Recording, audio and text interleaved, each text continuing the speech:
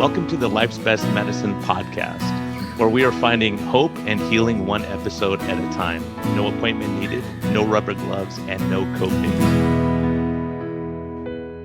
Just a healthy dose of life lessons to help equip you for this wild journey we call life.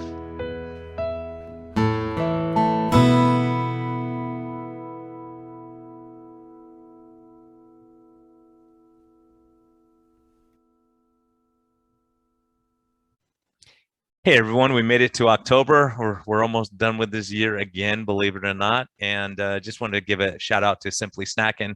Thank you for your support this year. Thank you for bringing these stories to people, and for having a great product, a product that I can believe in, that I can recommend, and that I enjoy. Have to hide from my kids so they don't eat them all. So I have a special stash in the garage, but don't tell my kids. But they'd listen to the podcast, so I might be in trouble now. But anyways, Simply Snackin', thank you for all you do. And these stories are life-changing, really.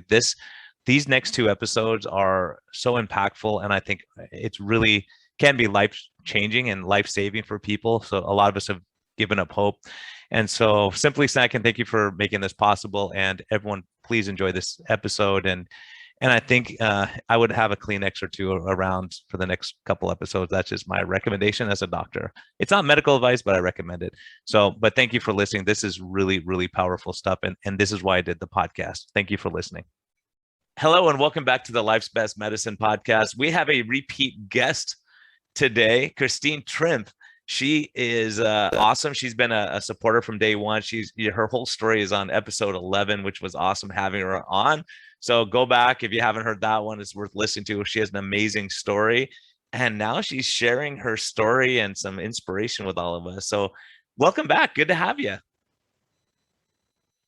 Hey, Dr. Brian, it is so good to be here again with you. I'm so excited, super excited to be here. Thank you. So great. Yeah, so great. We've got to spend a little time together because you were just on the Patreon show talking about what's influenced you. And so it's so great that you've supported this, and that hopefully we can support you and get the word out. So tell people about Seeking Joy, right? Your new Christmas countdown.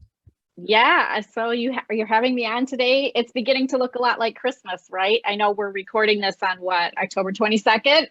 Yeah. It'll get released a little bit later, so people will probably be past the Halloween thinking and all that. But yeah, if people go back and listen to our previous episode together, they'll know that I went through an amazing weight loss journey with the keto and intermittent fasting lifestyle.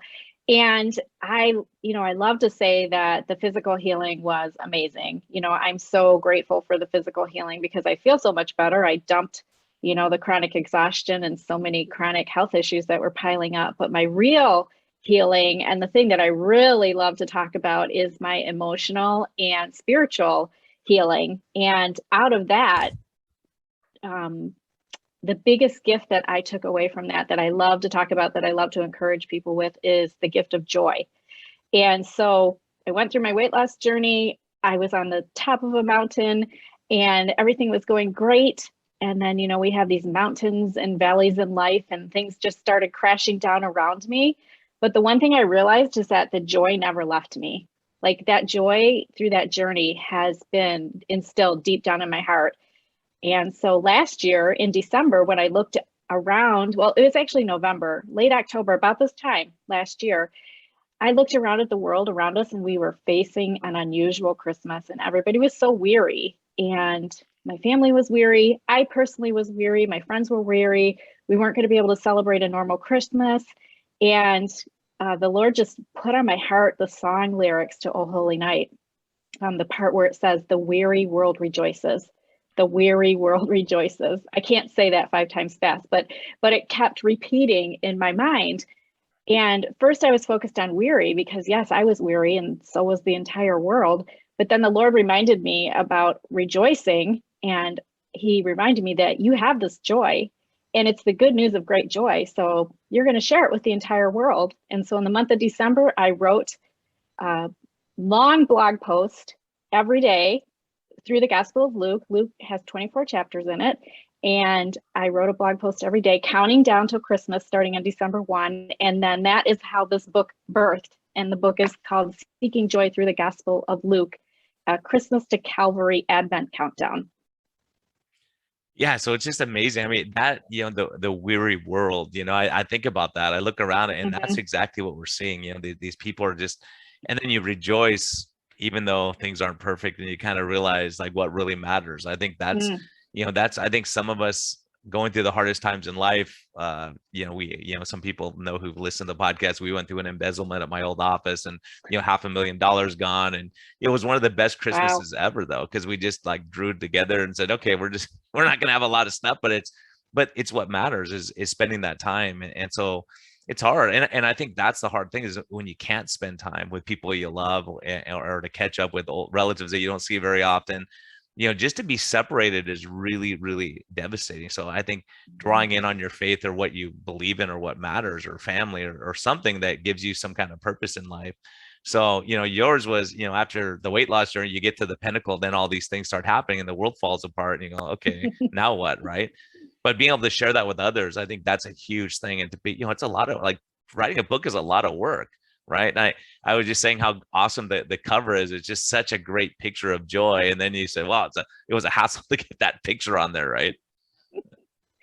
Right, exactly. That's just the fun part of the story is I had a cover designer with my publisher and she sent me 4 options to choose from. And most of them were like candles on it and snowflakes and things like that. And then she sent me a picture of a woman throwing snow up in the air.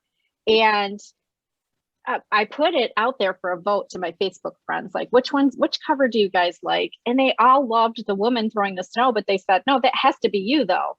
And I'm like, no, I'm not going to be on the cover of my own book. It was so weird, but it happened because we happened to have a great snowfall a couple days after I reached out to my photographer, who I adore. She's an absolutely amazing photographer. Her name's Sarah Stahl, and she goes to my church.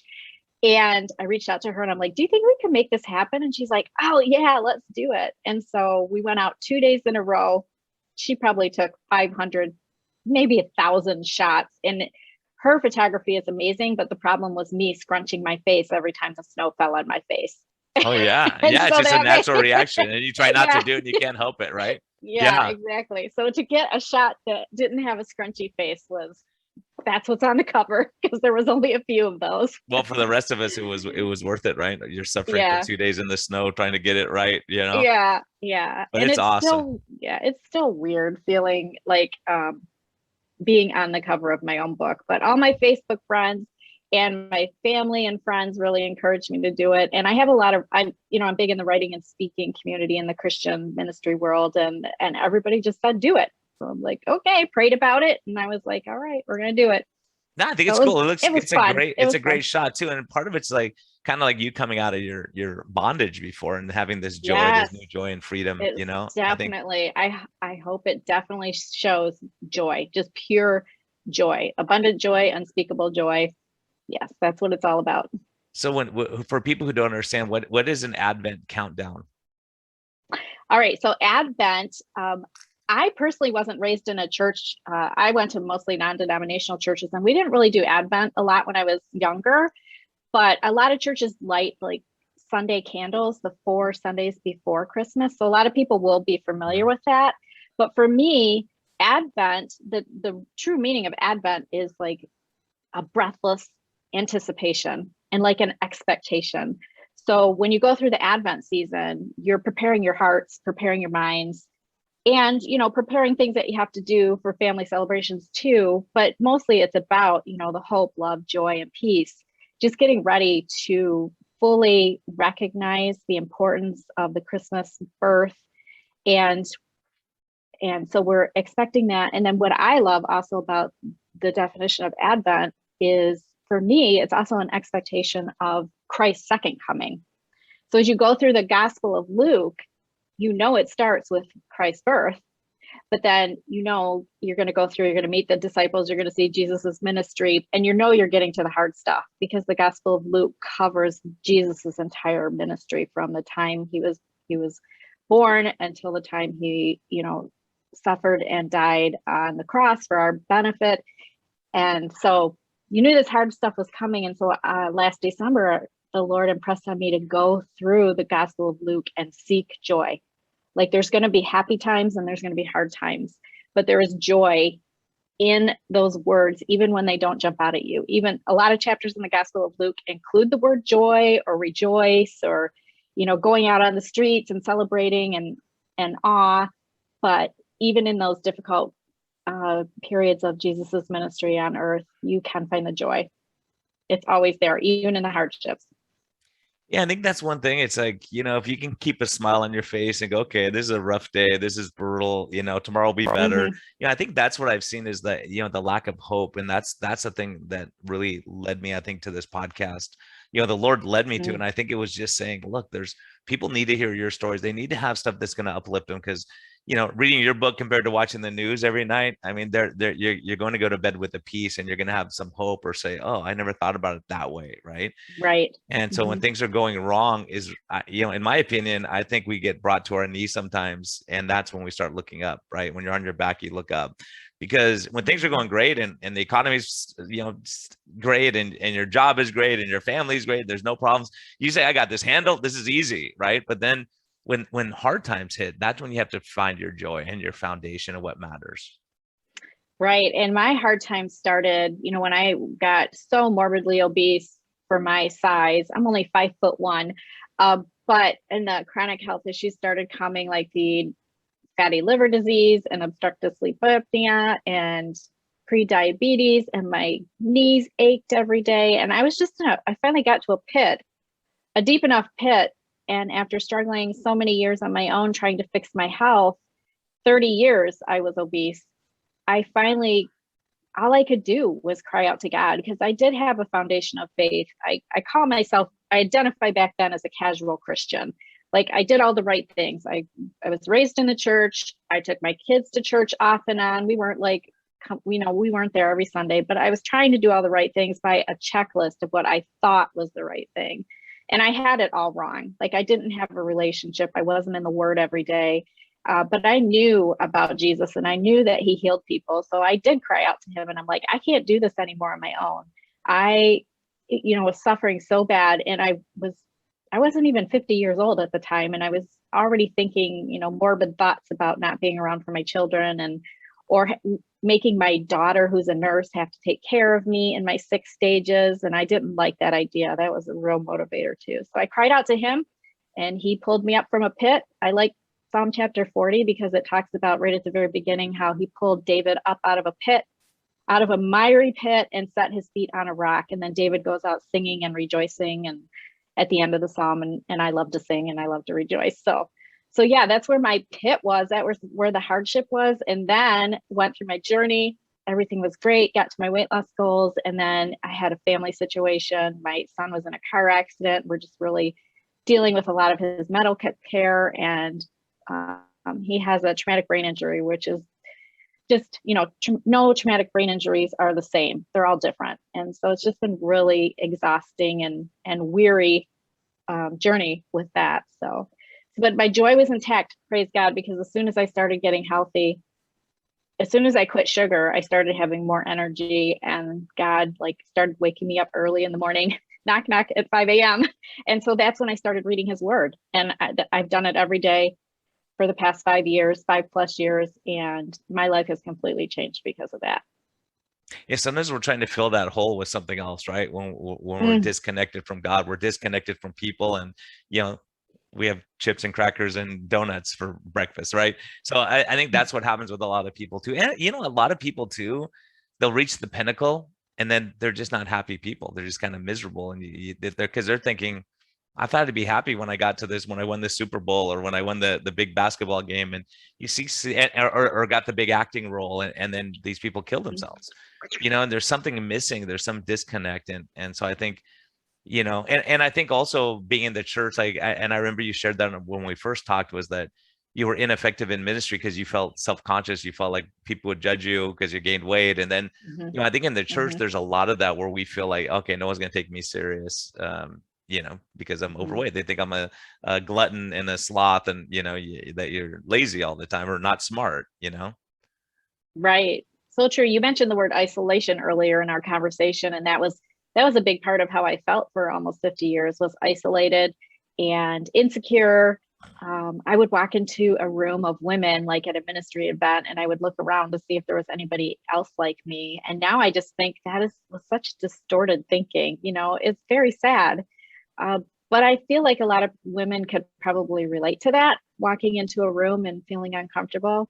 So I do like to share about that, encourage women. But just getting into God's word and learning about the fruits of the spirit. I don't eat fruit anymore, maybe some berries occasionally. And that's, to fit my lifestyle. I don't think fruit is good for me. But, now what I crave is the fruits of the spirit. And before I craved potato chips and, I was mostly a salty eater. So potato chips and French fries with cheese and bacon on them and things like that. But he completely took those cravings away as soon as I started quitting sugar. It was amazing. It's just, and I credit God for giving me that, because I did ask specifically, show me the way. And he directed me, through Google searches to learning about how with my fatty liver disease, that sugar was a major hormone disruptor. And I started learning about insulin and all that. So the whole journey, step by step, has just been one of breaking free from the isolation and breaking free from the insecurity and understanding my identity in Christ, and not, my identity in what the world around me perceives me as, because I know what his perception of me is now. So, and he's given me a boldness and a courageousness now to speak out and to share the good news of great joy everywhere I go. So I'm so super blessed and excited about that. And then also reaching back and helping other people on their journey. Some people are just starting their journey. I've always thought about that. The lifestyle thing is so much like our Christian walk. Like, we look like a disaster, especially a lot of us come out and we're a disaster. We are, and just go, I'm a disaster. Here's what and I think sometimes just being honest and transparent, that helps you to move forward. And people respect that. I think people respect. So yeah, I took drugs yesterday. Okay, what do we do today? Right? How do we make things better? And drop the judgment and all that. So like in your book, what do you think is like, what made you, what is the message you want to get out to people? Like, when you're writing it, you were thinking like, that instead of just keeping it to yourself, you wanted to share it with others. Like what do you want to accomplish for other people or help them with? Well, I have two passions for the book. The first being, of course, to seek and find joy in any kind of situation, and as we're facing perhaps another unusual Christmas. And I'm already hearing, I don't listen to the news a whole lot, but I'm already hearing rumblings of, keep your family gatherings small and stuff like that. And, I was isolated from my elderly parents last year, and that was so sad. So I wrote it as an encouragement for one, like you mentioned earlier, to focus on the things that really are important.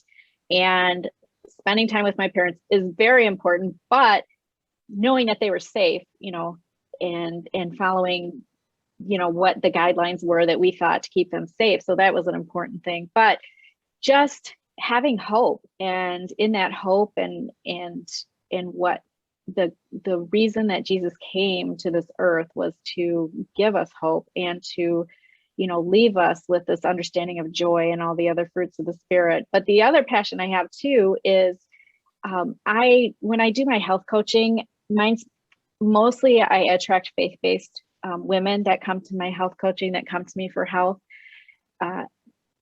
I'm sometimes they're honest with me, and they say, I haven't been in the word. I don't read the word regularly. And that really breaks my heart. And so in my health coaching, I like to encourage those women that they can do anything for 21 days. I say it takes 21 days to start forming new habits.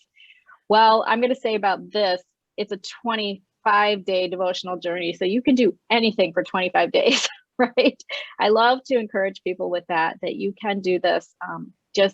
And I make it easy. I break it down like one chapter of Luke a day, and then read the devotional. And the devotionals are short. And then I leave them with some pondering questions. So I really want women, this book is directed at women, but men, you can buy them for all the women in your life. But yeah, it's a time to just sit down and pause. And, like Mary in chapter 2, when she was just looking at what was happening around her after the shepherds came to visit, I love how Luke writes that she treasured up and pondered all these things in her heart. And so I want women to just really slow down in this often chaotic Christmas season.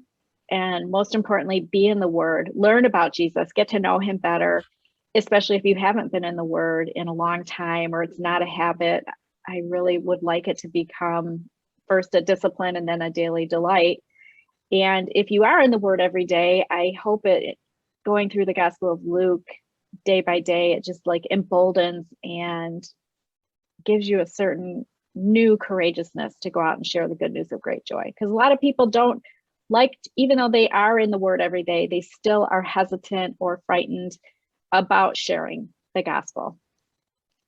Yeah, it's a hard thing. It's a really hard thing because it's some people just have a gift, or they're just naturally, people are attracted to them and drawn to them. And I think generally, if you're happy and content, and people, for me, I don't push my faith on people. People who listen to the podcast know I grew up as a non-believer for most of my life, and I've been in an uncomfortable situation where someone was trying to force it on me, and I was like, yeah, I don't want to hear about this right now. It wasn't a place, it wasn't the time. So I think for a lot of us believers, it's really important to be able to say, okay, let me live my life, and if people see something good, then hopefully they reach out. That's how it's been a lot of my life. Is my friends go, why is your family different? Why are you guys so happy? Why are you and your wife like newlyweds still, right? Things like that. I was like, well, here's why. It's like, it's not about me and it's not about her. It's really about how you live your life and what your focus is, and realizing you have a higher calling and you have a higher power that you have to answer to someday. Yeah, that is so true. Especially, I just recently went through this transformation story and have this new passion for sharing the gospel. So for 50 years, I can remember sitting in a church pew saying to myself, or saying to God, like, don't you dare make me speak. And don't you dare, like, you would hear about like the Christian radio station I would listen to, the woman would be talking to people on the street. And I'm like, that's not me at all. And now I don't push my faith on people either. I pray when I wake up every day. I pray for the one woman that needs to hear, some encouraging news, some inspiration, some motivation, to, something to make her be determined to, step out in faith in this healing journey too. So I pray for one woman every day, and I just kind of sit back in awe at everything that the Lord has done, and, the doors he's opened for me to go out and share this good news of great joy. Yeah, I think and we call them divine appointments. Sometimes it's just the moment, and and it's, you're just gonna say something, and I've been surprised. I have some good friends over the years who go, yeah, that's cool for you, not for me, type thing. But they'll call me and go, hey man, can you pray for me? I'm going through a hard time. Or can you, pull strings for me upstairs, that type of thing. And it's funny, but I'm like, you have the same connection I do. I mean, there's nothing special about it, but I think there's so much, and I think there's so much hurt from the church. Like, people have been hurt by others, and we've been a bad example, and all of us have. And so it's a hard thing, because some people, their heart is hardened, they don't want to hear it at all. But then when things get really bad, you start saying, well, maybe I'll start looking back, and I need some help here, right? Instead of being independent all the time. Yeah, I totally agree. And there has been a lot of church hurt. I've heard stories. I've actually experienced it some of myself. But when women come to me and need encouragement, I'm so excited about, being able to pray for them. When they ask for prayer, I'm very honored to be able to do that. And I do have friends who I would consider have been casual Christians their whole life, and they still haven't, reach that aha moment yet for themselves. So when they do ask for prayer, I love it, because it gives me a great opportunity to actually pray for them, pray with them at the time, and just tell them that prayer that's available for them too. And I'm honored that they've asked me to pray for them. So that's a good thing too. Yeah, I think it's important too. In the holidays, for most of us, it is the most stressful time of the year. People are trying to find gifts. You got to go over here, and you got to get together with your brother-in-law, and you don't want to argue about politics, whatever, those kind of things. So it's a really stressful time. And I think a lot of us have lost focus. Like, it's really about the gifts and all those things. And we've lost focus about what it really means, with the significance. Yeah, I wrote one of the chapters in my book. I'm sorry, I can't remember off the top of my head, but I started off by asking the women to think of their favorite Christmas present. And then, I moved forward into the story, and I was like, now I know that and I regret all the years that I raised my kids focused on presents, and I put things in my budget that we didn't necessarily have money for, and I way overspent. I was focused on all the wrong things. And now I know it's all about his presence, presence, and if I could have a do-over again with my kids, I most certainly would. But, I tell them all the time now, I hope that you see that things are different. And, now we're going to focus on and try to get them to read the Gospel of Luke too in the month of December, and just focus our minds and our hearts on what is important for the season. Living in chaos is no fun. And overwhelm, I know, I've been there, I've done it. I don't want to go back. Yeah, and I think that's a just living life. And I think, again, you make mistakes raising kids, and saying, hey, look, I made some dumb mistakes, or I was in a bad spot, and and having your kids have grace, or you have grace for them when they're going through hard times. It's there's something to that for sure, that connection, and just being real. I think just saying, hey, look, I've struggled with stuff too, instead of saying, look, I've been holy and pious my entire life, and I've never said anything wrong or offended anyone or got upset for no reason, those kind of things. So, I think it's great to have those discussions with kids, and also for us, I mean, I know a lot of people who still struggle with, not forgiving their parents, and not, they're holding stuff against them from 40 years ago that they did wrong. It's like, well, we all make mistakes. We thought we were doing the right thing, and we just didn't, Yeah, we have so much to learn. And you were just talking about being overwhelmed. I said overwhelmed too. And it brought to mind my quiet time yesterday. I was in Luke 5. I'm studying the Gospel of Luke again before December, just so I have more insight, and you take different things away from it every time you read. And so in chapter 5, I didn't write about this in the book, but this really struck me when Jesus was on the shore and Peter was out in his boat, and he had come in from a long night of fishing. And I'm sure he was tired. And Jesus said, asked him to throw his net in during the day when you're not going to catch fish in the morning hours or whatever. I was looking at the history of it, but Peter said something, I'm paraphrasing completely in how I would say it, but Peter said, seriously? You want me? I've just been fishing all night long. I'm tired. I'm overwhelmed. I don't want to do this. I just want to go home. But because you say so, Jesus, I am going to do it. And Peter had already witnessed in the previous chapter the healing of his mother-in-law. So he was familiar with what Jesus was starting to do, like what his ministry was starting to look like on earth. So Peter said, all right, I'm going to do it. And then if you know the story, you know that Peter threw that net into the water, and they were just overwhelmed by what Jesus did and how many fish they had to pull in on that net. So he went from being, my 2-word story is overwhelmed, and now I'm overwhelmed. Like every day I wake up, if I'm feeling overwhelmed about what's going on in my family situation, or if I'm feeling overwhelmed about my work situation, and I have so many, like a big to-do list, I just sit and, some quiet time and listen to praise and worship music. And I just let God flip that overwhelm, so that I'm not crazy overwhelmed, like my hair standing on ends overwhelmed. And I'm just overwhelmed by his peace and his goodness and his joy, and just go on about my day and let him overwhelm me that way. Yeah, I think being overwhelmed by your gratitude and blessings, and it's amazing. Like sometimes you sit there and just think, wow, this is amazing. Like where you brought me from, the crazy road that at the time you don't really understand. Then you get there and say, wow, this is way better than what I would have ever asked for. And you ask for dumb stuff that you think would make you happy, then you realize that wouldn't have made me happy. This is where I want to be. And just, I think that contentment of, a lot of us get so content that we get lazy and we don't do stuff. And, like for you, writing a book is a huge undertaking, right? You could have just said, I'll just do this with my family, or I'll just do it privately. But, having to go through all this stuff and have editing and reading and doing all, it's a lot of work. It's a effort. It's not just like you just sit down one day and write a book and go, okay, here you go, I'm done. It doesn't work that way.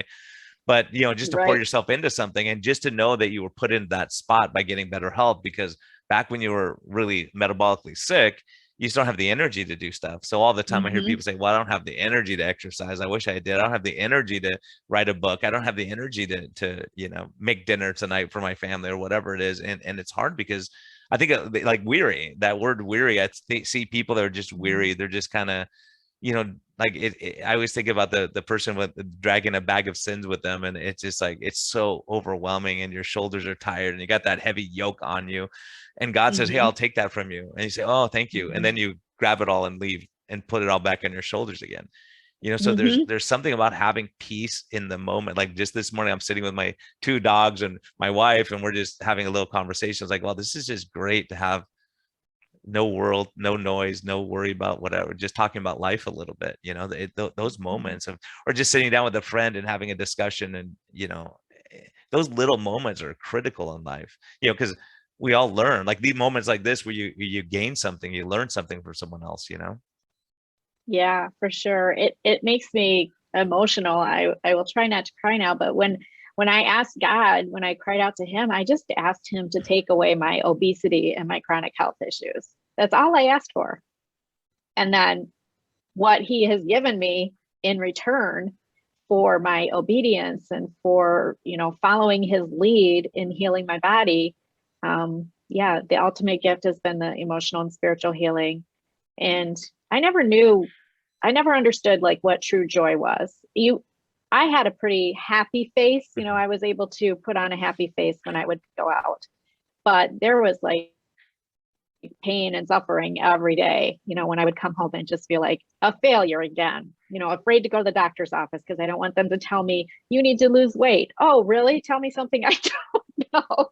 It's like, I've tried, doctor, I've tried, trust me, I'm doing all the right things. And I tried to do all the right things for 30 years. And it wasn't until I called like the low carb lifestyle a complete miracle for people that are metabolically damaged like me. So yeah, all I asked for is to be healed from the obesity. And I got so much more. But you were It's obedient just, too in that, and you had to make life changes, and you looked and go have to mhm, reassess things and not just keep doing the same mhm. things, and and think that you're just going to lose weight without doing anything. So you put the Yeah. effort in also, you had to put the effort in, and you learn and you get motivated to do that. So sometimes God gives you the the will, maybe, or the Hmm. wisdom to say, okay, I got to make a change. Like when I always see people and they say my life's miserable, I hate my job, my wife's miserable and all this, like, well, are you going to invest in that, or are you just going to be miserable every day? At some point you have to, right? I mean, Right. the grass is greener where you water it. At some point you go, okay, let's figure this out. If my job's terrible, do I want to do, well, for me, I mean, it's just so true because, for 18 years, I busted my hump. I mean, I worked really, really long hours, really hard. And I started looking and say, is Hmm. this senseless? I'm chasing after the wind. I'm never going to Hmm. catch up with my labs and all this phone calls and all. It was overwhelming all the time. Every day was like running on a treadmill that was too fast. That's how it felt. I'm like, I can only keep this up for so long. And it took a toll on me physically, emotionally, spiritually, right? And so at some Yeah. point you go, okay, look, is it worth it? Like, what do I need? Do I need more money? Do I need what's going to make me happier? Right. So making half the money I used to make probably at the moment, I'm twice as happy, or 10 times, 1,000 times more happy, or happier, I should say, because it's, Yeah. when you realize you have some time to pet your dog in the morning, and you're not leaving at 4 in the morning, and you can drive Mhm. 5 minutes to work instead of 45 minutes. So, I think, well, I Yeah. just can't catch up on my podcast anymore because I don't have a long drive anymore. So I could ride my bike to work. So, but I know. those things, Yeah. but every day I appreciate it. Like today I appreciate it. Like, hey, I can sit with my dog because I don't have to leave at 5 in the morning today. I can leave Hmm. a little bit later, and then we can still do our podcast and everything. But I think sometimes, count your blessings. I think for people, I think one of the big things I'm learning for this podcast is the people who are the happiest are the ones who live because they want to help other people. They're serving other people. When it's all about Hmm. you, it's really tough. It's really tough because you're going to look and say, how come I don't have as much money as that person? How come my house is smaller than that person's house? They have a better car than me. I have the 2-year-old model instead of the brand new one. And Hmm. so we start looking at life that way. And I think in America, that's one thing that we're suffering because we have envy of everyone. We want, we want to have the easy life. And we think once we have that new car, we'll be happy. And then it's a new car sitting in your driveway, right? Hmm. Yeah, I'm so excited for you and this new adventure that you're on to. And that's why I was so happy to jump on and support your podcast, because as soon as I started listening to your podcast, I'm like, yes, there's somebody who has, you've got the credentials of being an MD. So that's respected. And you're helping so many people in this community, and very happy to help you. But I completely understand about switching up your career path, and I can't remember when I recorded with you last, but I did leave my corporate career at the end of February. And Yeah, we I recorded. have, I think we released it in yeah, December. I think we released it on okay, yeah. Christmas Day, I Yeah, think. Christmas Day, that's right. So that was Yeah. I was thinking, I was already, it took my husband and I like a full year to get to the point where I was ready to pull the plug and give my notice, but I did leave at the end of February. And oh my goodness, I had so much stress in that job, and I didn't realize that, like, I thought the stress was coming from my family situation. And then through, working out some stuff with, I have a therapist, a Christian therapist who I absolutely adore. She came into my life at just the right time to help me deal with all this stress and all these adjustments. And we realized that the biggest part of my stress was coming from my career. So I, took the steps that I needed to take to get out of that. And I have never looked back, and I have no idea what God has in store for the work he's calling me to do. But it's been a huge, huge learning lesson in trust. And, my husband and I have made plans. Like, if we need to downsize our house, we're willing to do that. Our cars are paid off. We're not going to go buy new cars and stuff like that. So it's just been like a crazy, joy-filled journey. It's just day by day I wake up and I'm like, what's next, Lord? What's next? What do you want me to write about next? And who are you going to bring into my life that I can help next? And I know that Yeah. you probably have the same mindset too, Yeah, so when you it's see it great. that way, when you see it, life Yeah. as a journey, and you go, okay, like, oh, it's Thursday already. I'm not necessarily always looking forward to the weekend. I mean, that I'm trying to survive to get to the weekend, like so many of us do. I think, Yeah. when you have joy in what you do, and I get to meet with nice people every day, and I'm thinking, I get paid to do this. This is pretty cool, right? Because I'm Mm-hmm. able, because I always said, if medicine ever got to the point where I couldn't engage my patients and get to know them personally and spend time with them and know about their grandkids and life, and that's why I went into medicine. I wanted to like be part of your life journey, right? I wanted to help people to get healthier and to live Mm-hmm. better. But when you're just throwing band-aids on everything and you're not healing stuff and things are getting worse, it's just really not good. And I think emotionally, spiritually, and I think the one thing that has struck me that it still strikes me as a little funny is that a lot of people go, well, you're a doctor, why are you talking about faith stuff? Well, you're a doctor, what does that have to do with health? And I was like, really? I mean, literally, if you look at the studies, there's two studies I just read. One said that people who are faith-based that go to church regularly live 6 to 9 years longer than everyone else. So as a doctor, that's part of my goal to help people live a little bit longer. But I think it's really saying, how do I deal with stress, community, all these things we're talking about in medicine is exactly what the church does for people. Like when people have a church family and people reach out and say, hey, you lost your son or your dog or whatever, they go, hey, how can we help? Can we bring you some food? Can I help? Let me pick up the kids. I mean, when you're part of that church, and that's a big thing for the church too, I would say, is there's a lot of people who go to church, but they're not part of the church, right? Meaning they're not connecting, they're not in a small group, they're not making relationships where if you don't make a relationship, no one knows if you're there or not. If you go to a college and there's 10,000 students, no one knows if you're missing. But if there's 10 students, they're going to know like, oh, where's John today, right? So I think as part of that is making yourself there and also being able to ask for help. And people say, well, I was homesick for 2 weeks and no one called me. It's like, no one knew you were sick. You didn't reach out to anyone, right? I mean, you need to do your part too a little bit.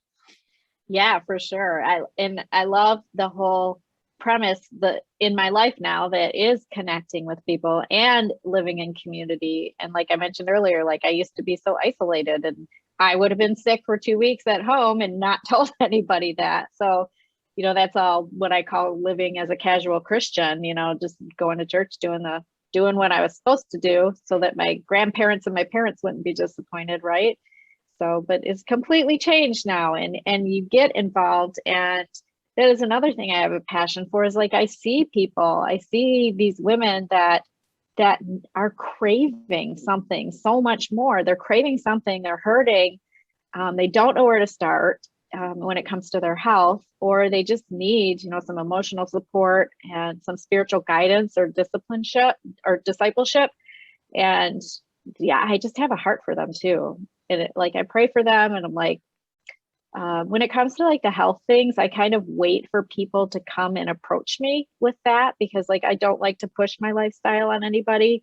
But I know from what they see, at some point, I pray that the Holy Spirit would, impress upon them you know, like you might have something to learn from her. So, you know, go talk to her. So that's what I pray for. And I just, you know, I have such a heart for women, especially in my own community. And so I'm so grateful that I've been able to leave my corporate career for one and just be able to help people. And I never knew that. I never knew that I had this gift of encouragement, you know, when I grew up learning about, you know, your spiritual gifts and things Mhm. like that. And I didn't know that. It was like very deep down inside. So here it is Yeah. now. Yeah, sometimes you have to be thrown into it and you tap into it. But you know, part of it's when you're in survival mode all the time, you don't think about it. Like you're trying to Mm-hmm. survive and you're busy and you got, you know, a son with head trauma and you got all these things that you have to deal with. And you know, so sometimes Mm-hmm. I think a lot of times we're so overwhelmed. I know for a lot of my career, like, you know, all those days I should have stopped and said, okay, let me say a prayer, let me take a breath. I didn't have time. I was just like Mm-hmm. so busy. I don't have time to take a breath. I don't have time to pray. I don't have time to, you know, like really consider certain things because I'm busy all the time. And Mm-hmm. so I think busy, and I think a lot of us, you know, are distracted. We're busy. We're distracted. If we're not doing something, we go, okay, let me look at my phone. Let me check Twitter. Let me see what's happening here. Let me check this.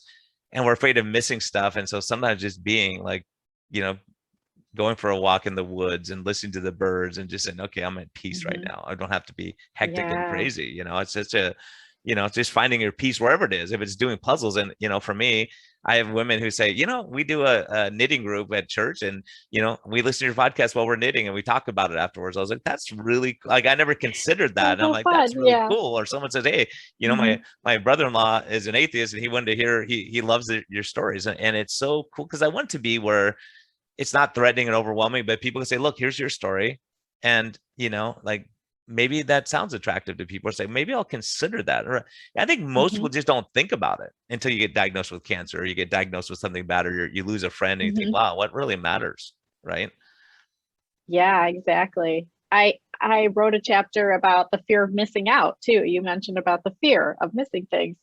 And the way I used to live, it was like I was afraid that I wasn't going to get married. And then I was afraid that I was going to, you know, have kids. And I was afraid. Then I got to be afraid that I wasn't going to be a grandma.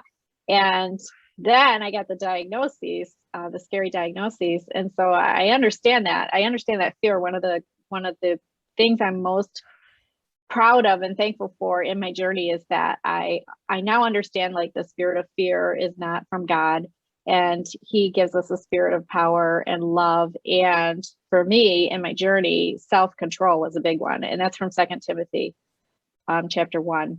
But self-control is also one of the fruits of the spirit, which I appreciate so much. So talking about the peace, I get that every morning, you know, first thing every morning when I sit down. First thing I do is I make a cup of coffee and then I sit down with my Bible and do my Bible study or a devotion or some quiet time, worship music.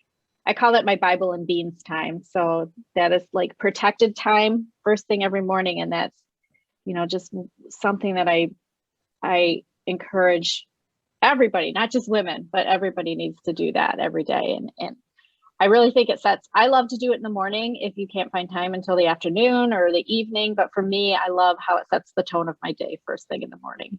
And then I've talked to a lot of friends who like to do it in the evening because that helps them fall asleep in peace. You know, they're able to like let go of stuff from the day. So Yeah, and I think just the stories. I mean, when you look at the Psalms or you look at Dave, a lot of this stuff David said, all these stories. You go, wow, like I'll see expressions. Go, that is so true. Like I mean, so many things that mm-hmm. you go, that is just truth. It's just funny because it was written so long ago in a different time and different stuff, but we still have the same problems with jealousy or fighting with our spouse or having problems with your Mm-hmm. kids and parents and all these kind of things. And you go, these are lifelong, I mean, generation to generation to generation, we all struggle with the same stuff. And different societies I've been in a lot of foreign countries, and it's amazing, they struggle with the same things, jealousy or someone's whatever, all these same things just rear their heads everywhere in every culture.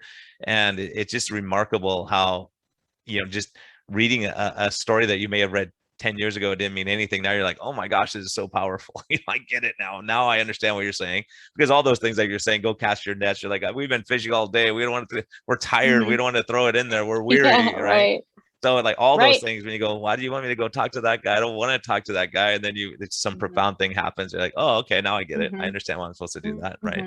So like, okay, for your Advent, how much for people who are busy, how much time do they devote to your book? Like how long do you think it would take them to read a chapter? And is it like a chapter a day type thing? And then Yes, I would guess if you're limited on time, I would say you could do it in like 20 minutes. So you read you read the chapter from Luke, and then you read the devotional, and they're short devotionals. They're only like 3 to 4 pages, and then just a couple of pondering questions that you can think about throughout the day, or you can write in the book. There's journaling space too. But yeah, it's designed to be, something you can do with a cup of coffee before your coffee gets cold. yeah, that's good. Yeah, But that's good. Yeah. That's good, especially during the holidays. So they would start like December 1st and Yes, do it through the 20. So it's like a 25-day deal. Yeah, it starts on December 1st, and then every day you read a chapter. So there's 24 chapters in the Gospel of Luke, but I couldn't leave it there. I had to also write a chapter for Christmas Day, right? I had to write a Christmas Day greeting and a goodbye. But yeah, so it's 25 chapters, and it is, I think I'm just so excited about the way it came together, and getting a book together in 10 months time. I sent it to a publisher in early January, and they accepted the manuscript. And so it's been a very, rigid, we got to get this done. We got to get this done. Yeah, so you got to do it in very time. intense. Yeah, very intense. I had no idea there's so much involved in writing a book. So. Yeah, and then taking a picture for 2 days, and all these things that add up with time. Right, So exactly. where can people get it if they're interested, or do they order it Amazon type thing, or yeah where will it be available? If you're in the USA, I actually have an inventory myself that I'm signing copies and shipping them to people in the USA. So you could go to christinetrimpe.com/joy. Just make it easy, /joy. And I'm going to keep that webpage updated with all of the information when it becomes available. It's going to be on Amazon soon, and like Barnes and Noble and things like that very soon. But for now, I'm expecting my inventory here, and that's the only way I have to deliver it right this moment. But I will be getting them into readers' hands before December 1st. And it's also going to be available on Kindle. And so I'll keep the webpage updated to when it's available. So awesome. Yeah. That's exciting stuff. Anything else you want to leave people with? Any important life's best medicine? We got to do that part of it. I know life's best medicine. Maybe your life's best medicine has changed since last time. Oh, well, it has been a very interesting year, to say the least. So yes, life's best medicine is this year I've learned a lot about trusting God, and knowing that He has everything in store for us, for our good. And another thing that I learned about when I went through the Gospel of Luke again and wrote this, that was so deeply meaningful, was that, when you look at Calvary and you see Jesus on the cross, and that's a hard thing to comprehend. It's a hard thing to, as believers, like, how can we even be grateful enough for that, or have the words to express our appreciation for that? And then I flipped over to Hebrews chapter 12, where it talks about Jesus did that for the joy. Like, He endured the cross for the joy. And the word in my NIV version is for the joy. And so I found joy there also in the cross. So I just want people to remember that, believers especially, and even if you're not a believer yet, if you're listening, if you would go through the Gospel of Luke, you would learn from a doctor. Luke is a doctor, and he wrote a very orderly account of Jesus's ministry. So if you want to get to know Jesus, meet Dr. Luke in his gospel, and that is some of the life's best medicine for sure. Yeah, that's great. I know Luke. I was going to ask you. I knew Luke was the doc, so yep. I'm kind of partial to him. Yes, and I am too, because I love it how in chapter 1 it says, I'm writing an orderly account. Well, I'm a type A person, so I really appreciate an orderly account. Yeah, and Oh, I I'm kind love of the that. opposite. I'm kind of the opposite. Just throw it all out. Well, whatever happens, happens. I'm not going to be ordered and make people crazy. So this podcast is like that Yeah. too. So I think Yeah. it's just Yeah. important because all these life lessons, all these things that come out, it's important, but I think staying focused on what really matters. I think that's why I'm excited about your book coming out, and Hmm. I'll get it for my wife and let her read it during Ah, Christmas and, sweet. December. Yeah. So yeah, I think it's so good just to stay focused. Really, I think everyone just stay focused on what really matters, be kind Hmm. to yourself, be kind to others. Like we always talk about, reach out in your community, help someone, do something kind, help the lady, who needs, help with their groceries or something and whatever. Just look around Yeah. and see where there's a Yeah. need and just jump in and help someone. I think we're all Yeah. guilty of not doing that. Hmm. So For thank you sure. so much. It's Yeah. so great to have you. Thanks for joining me. And Yeah. yeah, I'm really excited about what you're doing, and we'll have to have you back when you have your next project done, because I know you have free time to Yes. keep Lots plugging of free along and time. doing stuff. So this is great. So yeah, everyone, Actually, thanks for listening. I am getting back to my manuscript about my healing journey in January. It's like half written, and Awesome. somehow this book happened first. So I don't know. It's all in God's timing, right? Yeah, just do it and get it done. I mean, that Yeah. one, you can do anytime. This one has to be done Yeah. before Christmas. You got to get it done. Right. So Right. good. Yeah. So everyone, Thank you, thank you. Doctor. Thanks for your support and for being there for the It's my podcast. pleasure. My pleasure.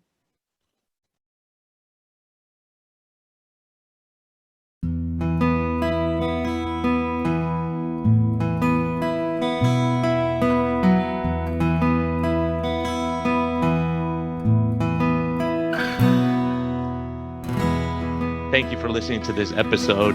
We greatly appreciate your support. We would greatly appreciate a positive thumbs up on all of the platforms like iTunes and Spotify or wherever you're listening. And we just thank you for our Patreon supporters. We greatly appreciate your help in getting this message out. We think there's a lot of important information. And hopefully this helps you. Have a great day, and thank you for listening, and thank you for your support.